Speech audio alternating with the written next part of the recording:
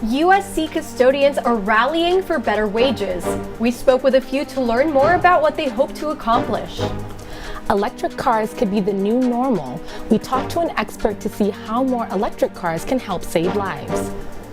And the first ever anti-lynching law marks a major step for civil rights.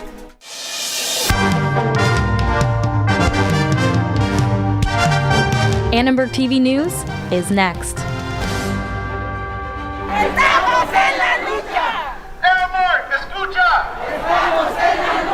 At least 100 USC custodians protest on campus, demanding better wages. USC custodians say they are frustrated with the pay increase the university has offered them. Good evening, I'm Sydney Charles. And I'm Cassie Esparza. As many as 100 workers are demanding to be heard.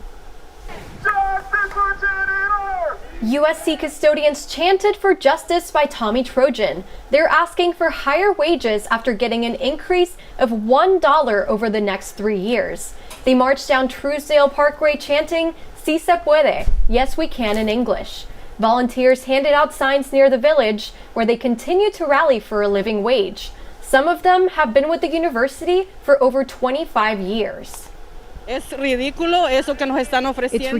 what they are offering us because we are in a university, I think one of the richest ones in the world. And it's not fair that even being essential workers, they have us at the very bottom. The cost of living is very high, and I believe that with the minimum we are getting, we cannot afford to bring food to our table. Realmente me gusta mi trabajo y I really like my job, but like my colleagues say, we are here to achieve something better. But instead of improving, we are going backwards. en vez de mejorar, pues estamos yendo para atrás. Los Angeles City Council member Kevin De Leon came by to show his support. He wanted to make sure custodians' voices were heard. They deserve a dignified salary. I know negotiations are going forward right now. I just wanted to sort of add my voice to make sure that we don't leave these workers behind. In the city, it's already just polarized between the haves and have-nots. We need to elevate all Angelenos, not just some Angelenos. Custodians said this is the lowest pay increase they've had, about half of what they usually receive. They're asking for the support of students and staff as they continue negotiations. LA residents can now leave their COVID-19 vaccination cards at home. The LA City Council voted today to lift the mandate requiring proof of vaccination at indoor businesses, concerts, and large events. This follows the mask mandate that was lifted 3 weeks ago. Here at USC, this could mark the end of Trojan Check, the university's way of checking student and faculty's vaccination status. The American Lung Association released a new report naming LA as one of the top metro areas where electric cars could help boost overall health. Reporter Tatum Larson shows us how less air pollution could improve lives. Air pollution in the U.S. is a serious problem according to a new report zeroing in on healthy air. Today, 4 in 10 Americans live in communities with high levels of air pollution. The report notes that the switch to zero-emission vehicles by 2035 would prevent over 100,000 premature deaths in the U.S. The largest impact on overall public health is air pollution increases. We see small increases in a really wide variety of adverse health outcomes, from developmental outcomes, low birth weight babies, developmental issues as children grow up, respiratory issues. The historic Felix of Chevrolet dealership on Figueroa has seen a steady rise in sales of electric vehicles. All the cars you see right here lined up are all electric Chevy Bolts. The manager of Felix of Chevrolet says the owners have been working towards making zero-emission vehicles more accessible to the local community. Many people don't buy electric cars because they had no place to charge and they had no infrastructure. But now drivers have one more reason to buy electric cars. Zeroing in on Healthy Air report also found that zero-emission vehicles would result in nearly $170 billion in public health benefits across California. For Annenberg Media, I'm Tatum Larson. LA Metro says the rail line connecting Crenshaw to LA International Airport is getting closer to being finished. Reporter Sofia Gonzalez shows us what small business owners have to say about the new underground metro station in the Crenshaw area. LA Metro celebrated the completion of 2/3 of the Martin Luther King line, also known as the K line.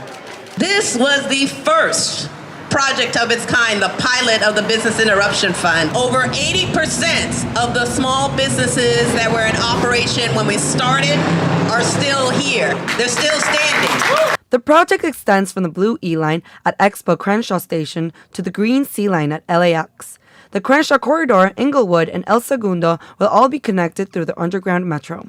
Small business owners in the Crenshaw community hope that the K-Line will bring in new business. I spoke with a few of its community members on their thoughts of the metro's impact. I live up the hill. I've been here for over 30 years. And this is a monumental accomplishment. The idea of being in a community that's growing and developing is just good, not only for the spirit, but it's also good for business overall. I grew up in this community. I used to ride my bike to the mall here. My family opened our first restaurant in 1975, just around the corner on Martin Luther King and Hillcrest. So I've seen the community go through decades of changes. It's just really a game changer for the Crenshaw community. The thing that I love about that line coming through Crenshaw, the low ground, particularly where my business is, it doesn't necessarily interrupt the flow. It does allow people from outside the area to get out of Michigan. My hopes for the future of the rail line for Metro is for people who would probably never come to South Central LA. They'll choose to come because they have no excuse not to get down here. For Annenberg Media, I'm Sofia Gonzalez. Tonight, civil rights activists are marking an important moment in U.S. history. President Biden has signed the first ever anti-lynching bill. The Emmett Till anti-lynching bill makes lynching a federal hate crime. President Biden called the act of lynching a terror on American history. Innocent men, women, and children hung by nooses from trees, bodies burned and drowned and castrated. Their crimes? Trying to vote, trying to go to school, trying to own a business or preach the gospel. False accusations of murder, arson, and robbery. Simply being black. The bill is named after Emmett Till. In 1955, two white men murdered the 14-year-old boy for allegedly whistling at a white woman. USC's Director of Student Engagement for the USC Race and Equity Center thinks it's about time. You know, the fact that our federal government has now only recently passed this legislation after, as I understand, upwards of 200 failed attempts over the years, you know, it really represents how far I think our nation has to go in terms of dealing with, issues related to race and racism in the country. This bill is the most recent in a series of legislation aimed at advancing racial equality. Congress passed the George Floyd Act last March. The bill focuses on increasing accountability for law enforcement, including restricting certain policing tactics. The House passed the Crown Act earlier this month, otherwise known as Creating a Respectful and Open World for Natural Hair. The bill aims to ensure that race-based hairstyles aren't discriminated against. Yesterday, President Biden signed the Emmett Till anti-lynching bill. Advocates have been trying to pass federal anti-lynching legislation for more than a century. So Sydney, tell me a little bit about more, how is this law exactly supposed to help prevent hate crimes? Yeah, of course. So in my interview with the Professor Thompson, he said basically that this bill could act as a deterrent for anyone who might engage in activity that could be considered a hate crime. He also mentioned that the act of lynching looks different from when the term was first coined, and because of this, it's imperative that we have extra measures of protection for those in the African American community. Thank you so much for your reporting on that. Coming up, new possible disciplinary action against actor Will Smith for the Oscar slap. We'll have the latest from the Academy. A petition is going around campus to reinstate a beloved internship coordinator. More on the efforts and reactions from students. Finding a healthy balance with alcohol is a challenge for many students. This week on Elevate, we see the toll that binge drinking is taking on Trojans.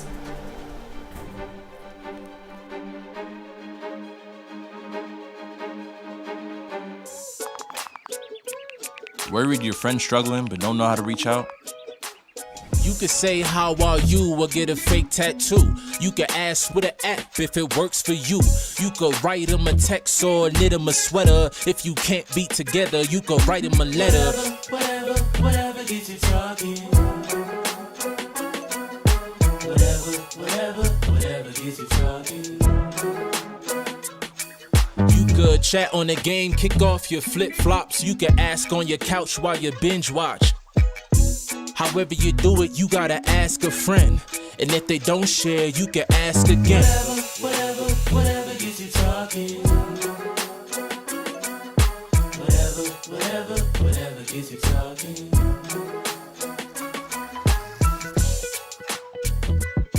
There are a lot of ways to reach out to a friend about their mental health. Learn how you can help at seizetheawkward.org.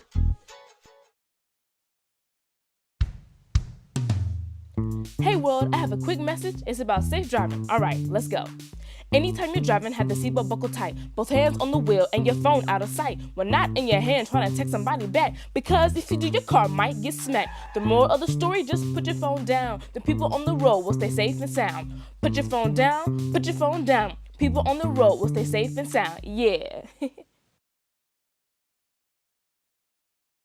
The Academy of Motion Pictures, Arts, and Sciences Board of Governors met today to initiate disciplinary proceedings against Will Smith for violations against the group's standards of conduct. In a statement, the Academy said, quote, "Things unfolded in a way we could not have anticipated. While we would like to clarify that Mr. Smith was asked to leave the ceremony and refused, we also recognize we could have handled the situation differently." The Academy said Smith has the opportunity to defend himself in a written response before the Academy Board meets again next month. The Academy said disciplinary action for Smith could include suspension, expulsion, or other sanctions. More than 600 people have now signed a petition in support of Joe Bruckner, the intern coordinator at the School of Cinematic Arts. Bruckner is expected to leave the role this Friday when SCA will eliminate the position. The petition's organizer says Bruckner dedicated countless hours to SCA students and that his absence will have a huge impact on the school. This also caught the attention of the dean and of the higher-ups within SCA. As of a few minutes ago, I just received an email asking for a meeting on Monday to discuss the internship coordinator discussion, but of course with Joe Bruckner absent. According to the petition, Bruckner gives students suggestions on their job applications. He also communicates with studios and agencies regarding potential gigs. And he updates a shared document of internship opportunities. We spoke with students to get their thoughts on Bruckner's upcoming departure. I'm just really confused as to what made SCA make this decision, because that's the one thing you should not be cutting. I legit have no idea why they're doing this. I cannot think of any benevolent reason for them to make this decision. If someone were to ask me, why do you think SCA is ranked so highly? Joe would be one of the main reasons why I would say that they are. Out of all the resources they give us, I think Joe is personally the one that I think is actually the most helpful. ATVN reached out to SCA's administrators for comment on cutting the coordinator position, but received no response. The college experience has been associated with alcohol and drugs for decades. But at what point does a fun night with friends become unhealthy? Ella Katz is here to tell us more. One of the hardest parts of coming to college is figuring out how to find a healthy balance with nutrition and diet. But what about alcohol? Binge drinking is running rampant on campuses across the country, but nobody seems to be talking about it. I wish that on college campuses, they talked about the addictive nature of alcohol as well as how people's tolerance can build. In society, alcohol is socially acceptable, right? It still is a drug. We wait, and then when we finally get our hands on it, we don't have the tools to actually manage it. And what ends up happening is this real intense binge drinking. There's a very big difference sitting down and being oh, I want to have a glass of wine with my friends versus, class is done and I'm having 4 tequilas. So it is like a part of our society that we're all doing this drug and everyone's like, yeah, totally fine. And the question is like, totally fine until it's not. Maya stressed that much like a diet, alcohol is not a one-size-fits-all approach. To this, she means not everyone has the same tolerance. The National Institute on Alcohol Abuse and Alcoholism found that 2 out of every 5 students, or 40%, binge drink, most common in the first 6 weeks of school. To localize the data, I asked some students to see what role, if any, alcohol plays in their social life. I feel like drinking is definitely a huge part of my social life, and I feel like I can't have as good of a time. I'm just like kind of like socially awkward at like these events where there's a lot of people. But I think like over time, like I've gotten more comfortable, and now I just go to less events because I don't feel like drinking. Like it's like not really good for my mental health when I drink, so I just like don't do it. But yeah, I also think like because of like certain, I don't know, like sometimes the vibes are just different if you're at something and people are drinking and you're not. But like I like the spaces where I can feel comfortable like either way that I make that decisions. It's totally understandable if like USC students are like, a lot of us are binge drinkers, and it's really sad too because like when you get older it becomes less socially acceptable, and then you're left to deal with like the struggle of maybe like a dependency or an addiction to alcohol. With alcohol can be hard, it can be overwhelming. But here are 3 questions you can ask yourself to maybe get a better read on where you stand as it relates to alcohol. So number 1, how do you feel about your current relationship with alcohol? Good, bad, room for improvement? Number 2, how do you want alcohol to show up in your life? And number 3, thinking like to myself, right, like how do I want to interact with alcohol going forward? But most importantly, there is no shame in having the discussion. So maybe this weekend you can sit down with a friend or 2 and talk about the role that alcohol plays in your college experience. Thank you, Ella, for the awesome story. That weather has been pretty unpredictable, so let's go to Lupe. She'll tell us what it'll be like for the next few days. That's right, Cassie. It's been a crazy, crazy weather. So with that, welcome back, my fellow Trojans. Did you miss us? I know you did. Well, now that spring is here and the weather is a little crazy, we're still back in full swing. These are your current conditions right now. It's currently 62 degrees. But if we look into your forecast, throughout the week, it's going to be roughly around the high 60s, low 50s. Tomorrow, 66. Friday, 67. And then into the weekend, 63 and 67. But just in time for the new month of April, we are kicking it in with 70 degrees, 73 weather. Well, that's all for me from here. Now let's see what's rolling with sports. Coming up next, the Final Four rolls into New Orleans. The U.S. men's national team rolls down to Costa Rica for their last World Cup qualifier. And the Lakers, they're anything but rolling. All coming up next on Sports.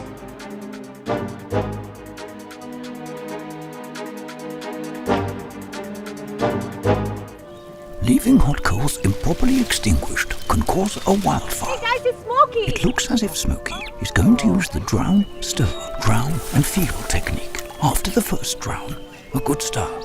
Next, another drink. And finally, a close feel. Is it cool? Okay. Yeah. Hey Smokey, catch! Oh, my bad, Smokey. Only you can prevent wildfires. When I was your age, I was just like you, fascinated by stars.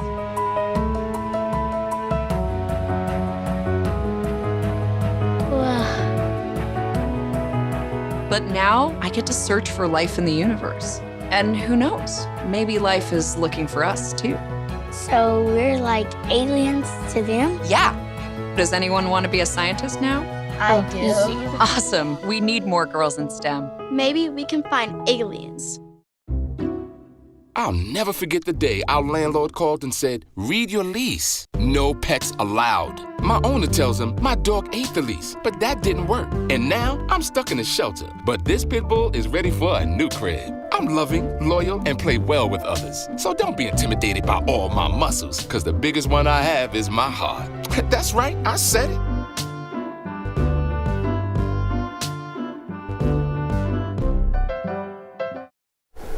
Welcome to ATVN Sports. I'm Sam Reno. I'm Eli Kleinman.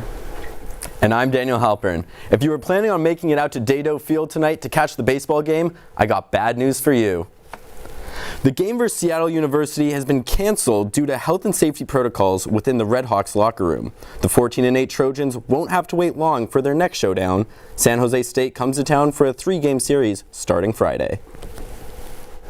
The U.S. men's national soccer team faces Costa Rica tonight in the final World Cup qualifying match. The United States is looking to return to the World Cup for the first time since 2014. The U.S. has all but locked up a spot in the 2022 World Cup in Qatar this November following the 5-1 victory over Panama on Sunday. The United States just needs to avoid losing by a 6-goal deficit to Costa Rica. Yeah, Eli, I still remember being alone in my room with just the pure devastation back in 2017 after that loss to Trinidad. That vengeance, that gets righted tonight. No 6-goal loss going to the World Cup. The Final Four has finally arrived this Saturday. It gets underway as Villanova faces Kansas, and the Tobacco Road rivalry between Duke and North Carolina heads south for a matchup in New Orleans. Sam, let's pick some players that we like for this Final Four. Yeah, so we're doing a 3v3 style here. We're going to use efficiency points. That's points, assists, rebounds, blocks, steals. You subtract out misses from the field, the line, and turnovers. Let's go. So I'm going with Colin Gillespie first. He goes as Villanova goes. He shot poorly the last couple of games, but he's a 43% shooter on the year, and I expect an ascension to the mean. If Villanova's going to win a title, he's going to be a big reason why. Remy Martin, explosive scorer. He's found his game in March, 20 points in 2 of the last 3, and everything else goes up with that scoring. And Armando Bacot, the obvious choice from that North Carolina team, 6 straight double-doubles, 60% from the field, and we're talking points, a block in each of the 4 games in the tournament. Well, you like Armando Bacot, but he's only going to have 1 game.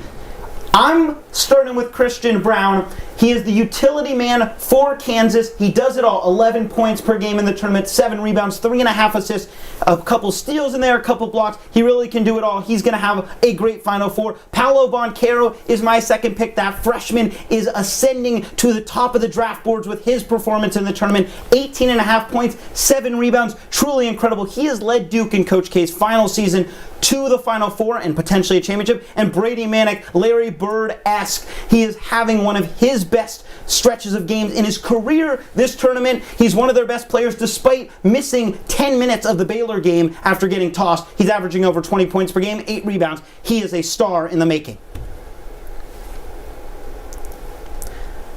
Let's send it over to Daniel for some talk about the Lakers and the disappointing season they've had so far.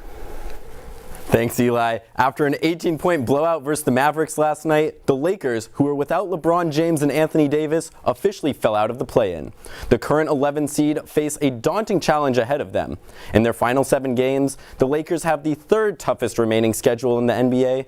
Head coach Frank Vogel on how the Lakers situation changes with the drop in the standings. Standings are the results. You know, we have to keep our focus on the process and the work, and you know, the things that are going to lead to the next win. You know, that's the only place that our focus will be.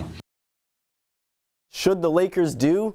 You can either 1, shut down AD and potentially LeBron too and put an end to this dreadful season, or 2, go all out for the final stretch just to be crushed in the first round. Option 1, well, there's no real benefit to tanking as the Lakers don't own any picks this year. And option 2, you risk more significant injuries to your fragile stars just for a chance at a matchup with the Suns, the team who beat an even better Lakers squad last year in 6. If it were up to me, I'd put an end to the misery before injuries get more severe and prepare to retool in the off-season. Well, are you still making weekend plans? We have the scoop on some fun events coming up next.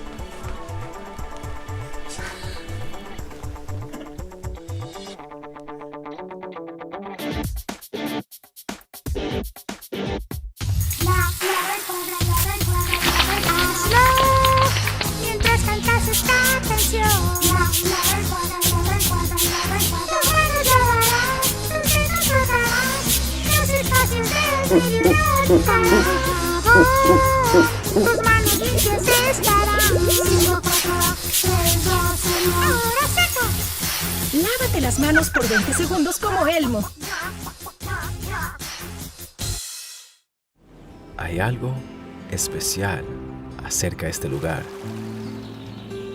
Se siente como un hogar, una sala debajo del cielo y los árboles. Rodeado de aire fresco y la naturaleza. Todo aquí para que lo disfrutemos y para que lo cuidemos. Tenemos la responsabilidad de cuidar de esta tierra que llamamos casa, de preservarla para las generaciones que vienen. Cada acción pequeña contribuye para un cambio mayor y cada uno de nosotros podemos hacer la diferencia. Hay algo especial acerca de este bosque. Es un lugar donde se hacen recuerdos y juntos podemos preservarla y protegerla.